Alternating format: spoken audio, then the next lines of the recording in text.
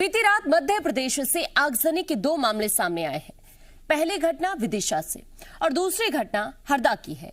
राहत की बात यह रही कि दोनों ही घटना में जानमाल के नुकसान की खबर नहीं है। दोनों ही जगहों पर आग पर काबू पा लिया गया। पहले विदिशा की अगर हम बात करें तो बस स्टैंड में खड़ी 3 बसों में अचानक से आग लग गई। आग जैसे ही तेज हुई, धुआं चारों ओर फैल गया। बस स्टैंड पर अफरा तफरी मच गई। तुरंत ही फायर विभाग को इसकी जानकारी दी गई। वहां मौजूद लोग भी आग पर काबू पाने की कोशिश करने लगे। आरोप है कि पुराने विवाद को लेकर बसों में आग लगाई गई। हालांकि जिस वक्त बसों में आग लगी, बस में कोई यात्री नहीं था, लिहाजा बड़ा हादसा टल गया। फिलहाल टीआई ने इस आगजनी की घटना की जांच की बात कही है। वहीं दूसरी घटना हरदा रेलवे स्टेशन के पास माल गोदाम की है, जहां शॉर्ट सर्किट की वजह से आग लग गई। घटना की जानकारी मिलते ही फायर ब्रिगेड की 3 गाड़ियां मौके पर पहुंची और आग पर काबू पाया। ये 2 तस्वीर इस वक्त आपकी टीवी स्क्रीन पर। पहले देखिए विदिशा की तस्वीर इस वक्त हम देख रहे हैं कि किस तरह विदिशा में आग की लपटें नजर आई। हालांकि गनीमत ये रही कि इस बस में कोई यात्री सवार नहीं था, नहीं तो जान माल का नुकसान भी काफी हो सकता था। लेकिन गनीमत अब ये भी है कि आग पर पूरी तरह से काबू पा लिया गया है। ये 3 बसें यहाँ पर बस स्टैंड पर खड़ी हुई थी और बताया ये जा रहा है कि पुराना विवाद था जिसको लेकर इन बसों में आग लगाई गई है। ये विदिशा की तस्वीर इस वक्त हम आपको दिखा रहे हैं कि किस तरह से एक बड़ा हादसा होने से टल गया। अब हरदा की तस्वीर आप देख रहे हैं। यहाँ शॉर्ट सर्किट की वजह से एक माल गोदाम में आग लग गई और जैसे ही आग लगी उसके बाद दमकल विभाग को सूचित किया गया।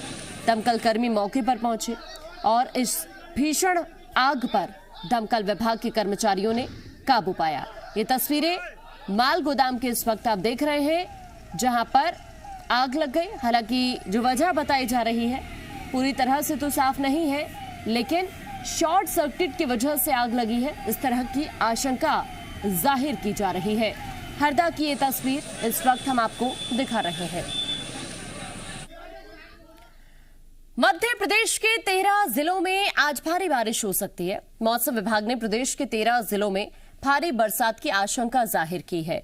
मौसम विभाग ने उमरिया, मंडला, बालाघाट, सिवनी, डिंडौरी, श्योपुर कला, शिवपुरी, बैतूल, बुरहानपुर, राजगढ़ और गुना में बारिश की आशंका जाहिर की है। साथ ही कई इलाकों में गरज चमक के साथ बरसात हो सकती है। तो आज मध्य प्रदेश के ऐसे कई इलाके जहां पर भारी बारिश हो सकती है। 13 जिलों में भारी बारिश का मौसम विभाग ने अलर्ट जारी किया है अगले 24 घंटे के लिए। और ज्यादा जानकारी के लिए हमारे साथ हमारे संवाददाता वासु इस वक्त लाइव जुड़ गए हैं भोपाल से।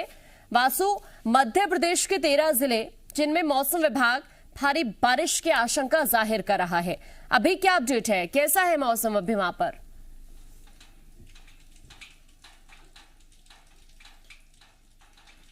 बिल्कुल आकांक्षा, देखिए मध्य प्रदेश में भारी बारिश का जो दौर है वो कल देर शाम से ही चालू हो गया। राजधानी भोपाल की अगर बात करें तो कल शाम को 5-6 बजे के बाद जो बूंदाबांदी का क्रम शुरू हुआ था वो रात में 9, साढ़े 9 बजे से तेज बारिश में तब्दील हो गया और बीती रात से लगातार जो बारिश है वो चल रही है। भोपाल के अलावा मध्य प्रदेश के करीब 1 दर्जन से अधिक जिले हैं जहाँ पर बारिश लगातार हो रही है और इसके पीछे की वजह ये बताई जा रही है कि जो बंगाल की खाड़ी है वहाँ पर एक कम दबाव का क्षेत्र डेवलप हो रहा है, जिसका असर मध्य प्रदेश में देखने को मिल रहा है। अरब सागर में भी एक चक्रवात बना हुआ है जिसके चलते जो नमी का पूरा वेदर सिस्टम डेवलप हुआ है वो मध्य प्रदेश में भी उसका असर है, जिसके चलते ये पोस्ट मानसून जो बारिश है ये देखने मिल रही है। और आने वाले समय में भी यानी कि आने वाले 2 से 3 दिनों तक ऐसे ही बारिश का जो दौर है, जो सिलसिला है वो भोपाल, इंदौर, जबलपुर, ग्वालियर संभाग समेत मध्य प्रदेश के कई और इलाकों में जारी रह सकता है। ऐसी संभावना मौसम वैज्ञानिकों के द्वारा जताई गई है। अगर बात की जाए तो जो बारिश का सिलसिला अचानक शुरू हुआ इसने कहीं ना कहीं लोगों की मुसीबत भी बढ़ा दी है, क्योंकि भोपाल की सड़कों का लगातार जो मरम्मत का काम चल रहा था वो एक बार फिर जो बारिश होने के चलते प्रभावित हुआ है। कई जगहों पे जल भराव जैसी जो स्थिति है, जो तस्वीरें हैं वो राजधानी भोपाल में सामने आई हैं। कल अचानक हुई बारिश के चलते कई इलाकों की बिजली भी गुल हो गई, जिसके चलते आम लोगों को समस्याओं का सामना करना पड़ा है। हालांकि ये बारिश कहा जा सकता है कि उन इलाकों के लिए अच्छी है जहां पर जो एवरेज रेनफॉल है वो नहीं हुआ था, औसत से कम जहां पे बारिश हुई थी। तो उम्मीद की जा सकती है कि वहां पे एवरेज रेनफॉल का जीडी मिश्रा जी, मौसम एक्सपर्ट हमारे साथ जुड़ गए हैं। बहुत स्वागत है जीडी मिश्रा जी आपका जी मीडिया पर। अभी की अगर मैं बात करूं तो मध्य प्रदेश के कई ऐसे जिले हैं जहां पर रुक रुक कर बारिश हो रही है। आने वाले 24 घंटे के लिए क्या आप जानकारी देना चाहेंगे, क्योंकि इस तरह की खबरें आ रही हैं कि अगले 24 घंटे में भी बारिश का दौर जारी रह सकता है। जीडी मिश्रा जी। जी हाँ, ये जो सिस्टम है आप देखिए आंध्रा कोस्ट में है, वहाँ एक WDV बना हुआ है नॉर्थ में, और एक ईस्ट वेस्ट एक ट्रफ भी द्रोणिका लाइन भी है। तो प्रदेश में चारों साइड से नमी आ रही, खासकर अरब सागर से, बंगाल की खाड़ी से। तो आप देखिए कल भी जो पश्चिमी मध्य प्रदेश में करीब हमको 96 स्थानों पर वर्षा मिली थी, और पूर्वी मध्य प्रदेश में करीब 18 जगह मिली थी। तो पश्चिम मध्य प्रदेश में आज भी हमको वर्षा मिली और आज कल से ये निकल जाएगा। और ये देखिए कहीं कहीं थोड़ा सा तेज और कहीं कहीं हल्की से मध्यम वर्षा हुई है। भोपाल में भी कल शाम से लगातार रुक रुक कर वर्षा हो रही है, और ये पश्चिम मध्य प्रदेश पूरा इससे प्रभावित रहेगा। खासकर उज्जैन संभाग, इंदौर, यहाँ मंदसौर वगैरह का ये संभाग है, शिवपुर, कला, यानी कि ये 13 जिले जहाँ पर बारिश हो सकती है और भारी बारिश का अलर्ट। हाँ, कहीं कहीं एक आध जगह 2 जगह कुछ जिलों में भारी वर्षा ही मिल सकती है। और ये आज रहेगा पानी, ये कल निकल जाएगा, आज रहेगा, कल निकल जाएगा।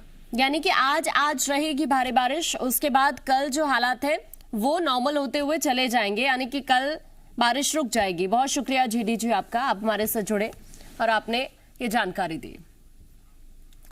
उपचुनाव की जंग में आज बीजेपी और कांग्रेस के दिग्गज खंडवा लोकसभा सीट पर ताबड़तोड़ रैलियां करेंगे।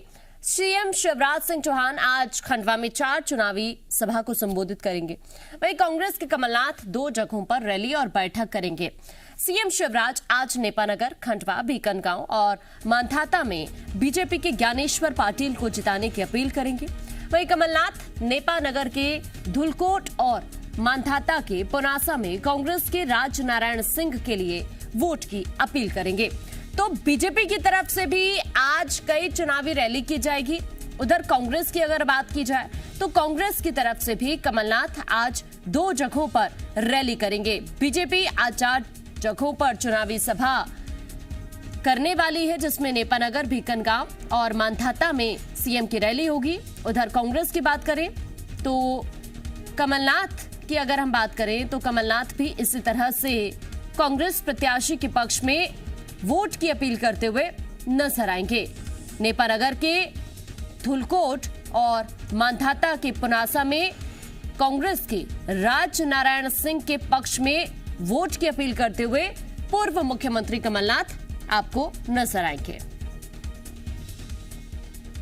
वासु हमारे साथ लगातार बने हुए हैं भोपाल से। वासु, अगर हम सीएम शिवराज की बात करें तो उनकी 4 चुनावी सभा है आज। उधर कांग्रेस की बात करें तो कांग्रेस भी अपना जो प्रत्याशी है उसके पक्ष में चुनाव प्रचार में जुटी हुई है। कमलनाथ की अगर मैं बात करूं तो वो 2 जगहों पर आज चुनावी सभा करने वाले हैं।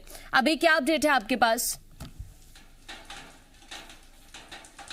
बिल्कुल आकांक्षा, देखिए चाहे शिवराज सिंह चौहान हो या कमलनाथ हो, दोनों ही नेता अपने अपने दलों के लिए इस पूरे उपचुनाव का फेस हैं और लगातार पूरी ताकत झोंकते हुए चुनावी रण में नजर आ रहे हैं। बीजेपी ने पहले ही कार्यक्रम बना लिया था कि मुख्यमंत्री शिवराज सिंह चौहान की हर विधानसभा और जो लोकसभा क्षेत्र है जहां पे उपचुनाव होना है वहां पर 7 से 8 सभाएं आयोजित कराई जाएंगी, ताकि जो बीजेपी के प्रत्याशी हैं उनका जनाधार, उनका जो कैडर है वो बढ़ जाए और जो पार्टी नेता हैं वो तमाम लोग मुख्यमंत्री शिवराज सिंह चौहान के आने से एकजुट होते हुए नजर आए। तो आज मुख्यमंत्री शिवराज सिंह चौहान खंडवा लोकसभा सीट के अलग अलग विधानसभा क्षेत्रों में पहुंचेंगे और वहां पर ताबड़तोड़ सभाएं करेंगे। फ्लैगशिप जो योजनाएं रही हैं, जिस तरीके से सरकार ने जनता को लाभ पहुंचाने का काम किया है, उसका वो जिक्र करते हुए जनता से वोट मांगेंगे, वोट मांगने की अपील करेंगे। वहीं उसके साथ ही दूसरी तरफ अगर देखा जाए तो आज कमलनाथ भी खंडवा लोकसभा क्षेत्र में रहेंगे, जहां पर उनकी 2 सभाएं आयोजित होंगी। इसके साथ ही वो मंडलम और सेक्टर के जो पदाधिकारी हैं, जो बूथ स्तर के पदाधिकारी हैं और जो कांग्रेस ने माइक्रो मैनेजमेंट का पूरा फॉर्मूला बनाया था उसके लिए जो टीम्स तैयार की गई हैं उनकी बैठक भी लेंगे और उनको जीत का मंत्र देंगे। जिस तरीके से दमोह में कांग्रेस ने स्ट्रैटेजी बनाई थी कि हर पन्ने पे जितने वोटर्स के नाम है उन तक कार्यकर्ता पहुंचे और मैन टू मैन मार्किंग की जाए, और ये फॉर्मूला कांग्रेस का कामयाब भी हुआ था। कांग्रेस को दमोह में बड़ी सफलता मिली थी, तो इसको ही दोहराने की कोशिश कहीं ना कहीं कमलनाथ और कांग्रेस पार्टी करती हुई नजर आ रही है। इसकी कोशिश भी की जा रही है। बहरहाल बहुत शुक्रिया आपका वासु, आप हमारे साथ जुड़े और जानकारी आपने साझा की। आगे बढ़ते हैं। अक्सर अपने बयानों को लेकर चर्चा में रहने वाले बीजेपी के फायर ब्रांड किसान नेता रामेश्वर शर्मा एक बार फिर अपने बयान को लेकर चर्चा में हैं। इस बार उन्होंने इशारों में धर्मांतरण पर वार करते हुए हिंदुओं को नसीहत दी है। उन्होंने हिंदुओं को फादर और चादर वालों से दूर रहने की सलाह देते हुए कहा कि पीर बाबाओं से दूर रहो, ये पीर बाबा हनुमान मंदिर जाने में बाधा है। उन्होंने अपना ये वीडियो ट्वीट करते हुए लिखा, फादर और चादर वालों से दूर रहो, जय श्री राम ही हमारा स्वाभिमान है।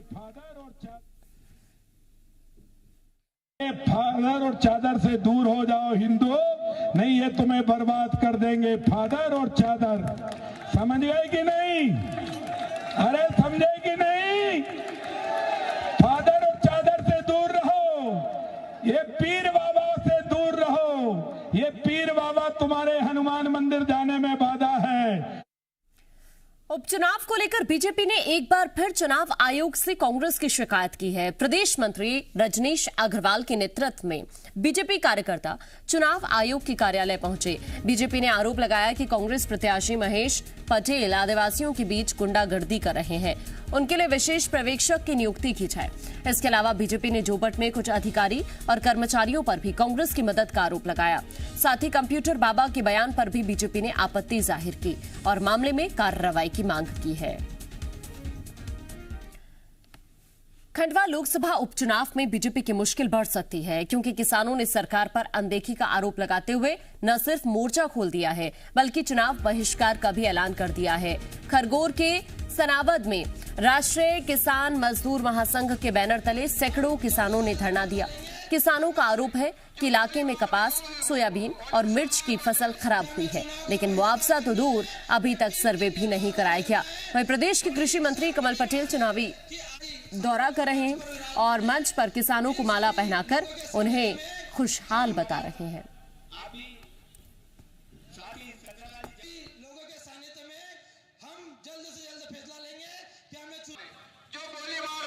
सारे लोग मंच पर विराजमान हैं। इन सभी लोगों के सानिध्य में हम जल्द से जल्द फैसला लेंगे कि हमें चुनाव का बहिष्कार करना है या किन किन नेताओं को घेरना है। अब खबर होशंगाबाद से। यहां इटारसी रेलवे जंक्शन पर बड़ा हादसा हो गया। ऑटोमेटिक गन साफ करते समय गोली चलने से 4 जवान घायल हो गए। इनमें से 3 जवानों की हालत गंभीर है, जिन्हें होशंगाबाद के निजी अस्पताल में भर्ती करा दिया गया है। वहीं एक जवान का इटारसी के रेलवे अस्पताल में इलाज चल रहा है। स्टेशन परिसर में गोलियों की आवाज सुनकर मौके पर अफरा तफरी की स्थिति बन गई। शॉट हुआ तो उसके जो छर्रे निकले, 4 पेशेंट को लगे हैं। उसमें से एक पेशेंट के गर्दन में राइट साइड गले के पास वहाँ पर 2 छोटे छोटे छर्रे हैं और दूसरा पेशेंट है उसकी पीठ में लगे हुए हैं। जो ओल्ड गार्ड रनिंग रूम है उसमें 3 से 4 जवानों को एक्सीडेंटल फायर वहाँ हुआ है, तो उन सभी जवानों को हॉस्पिटलाइज करवाया गया है।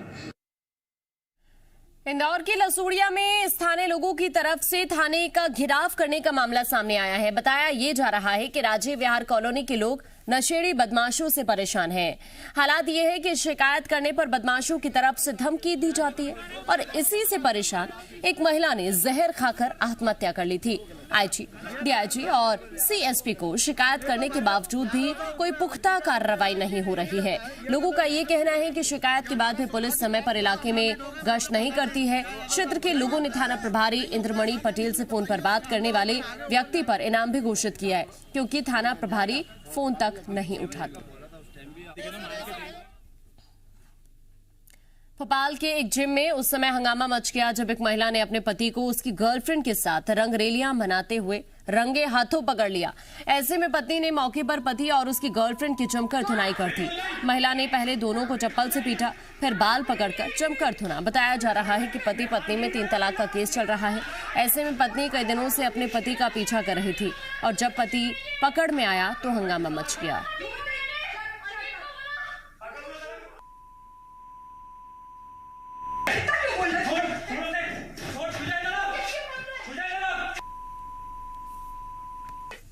खबर आगर मालवा से, जहां तेज बारिश के साथ आसमानी बिजली ने जमकर कहर बरपाया। जिले में 2 अलग अलग जगह बिजली गिर गई, जिसमें एक की मौत हो गई, वहीं 3 लोग बुरी तरह से झुलस गए। पहली घटना गुंदलावदा की है, जहां भैंस चराने आए ग्रामीण की आकाशीय बिजली की चपेट में आने से मौके पर मौत हो गई। तो दूसरी घटना श्यामपुरा गांव की बताई जा रही है, जहां बिजली गिरने से 3 लोग झुलस गए। वहीं आगर मालवा के पास राजगढ़ जिले में भी आकाशीय बिजली ने एक की जान ले ली, जबकि एक घायल बताया जा रहा है। इंदौर पुलिस ने शादी का झांसा देकर युवती को ठगने के आरोप में एक शख्स को गिरफ्तार किया है। आरोप है कि राजवीर सिंह नाम के शख्स ने नकली पुलिस अधिकारी बनकर एक युवती को अपने जाल में फंसाया और सगाई कर उससे एक स्कूटी और 8 लाख रुपए ले लिए। शक होने पर जब युवती ने पड़ताल की तो फर्जीवाड़े का खुलासा हुआ। युवती की शिकायत पर पुलिस ने आरोपी को गिरफ्तार कर लिया है। आरोपी के पास से नकली आई कार्ड और यूनिफॉर्म बरामद की है। पुलिस ने बताया कि आरोपी इससे पहले भी एक युवती से 40 लाख रुपए की ठगी कर चुका है। जब उससे सगाई हुई थी तो वो कांस्टेबल बना था, फिर बाद में 6 महीने बाद उसका प्रमोशन दिखाया उसने और ASI बन गया। बाद में जब बर्थडे पे गया तो सब इंस्पेक्टर की वर्दी में गया था। लड़की को शंका हुई, इसने जब तस्दीक के लिए पुलिस को बताया, पुलिस ने तस्दीक की तो पाया गया कि वो लड़के का नाम रवि सिंह है और वो राजवीर सिंह के नाम से उसने फर्जी आईडी बनाकर इस प्रकार बेवकूफ़ बना रहा है। युवती से भी उसने 8 लाख रुपए और एक गाड़ी ले ली है। इसके आधार पर उसके खिलाफ 420, 466, 67, 68, 71 का प्रकरण दर्ज किया गया है। आरोपी को गिरफ्तार किया गया है, उससे पूछताछ की जाएगी। उज्जैन के महिदपुर में एक शख्स की तालाब में डूबने से मौत हो गई। घटना सेकाखेड़ा गांव की है। मृतक का नाम शुभाराम है। मौके पर पहुंची पुलिस ने करीब 24 घंटे से ज्यादा की मशक्कत के बाद शुभाराम के शव को बाहर निकाला। पुलिस ने मामला दर्ज कर शव को पोस्टमार्टम के लिए भेज दिया है और मामले की जांच शुरू कर दी है।